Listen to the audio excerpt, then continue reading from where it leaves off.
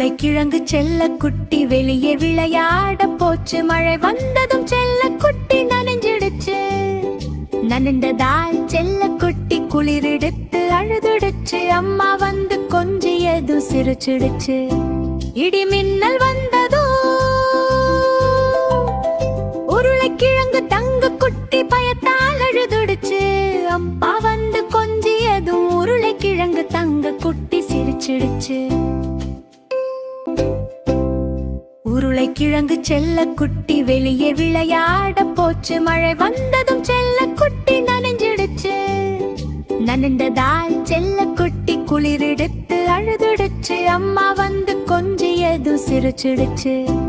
இடி மின்னல் வந்ததோ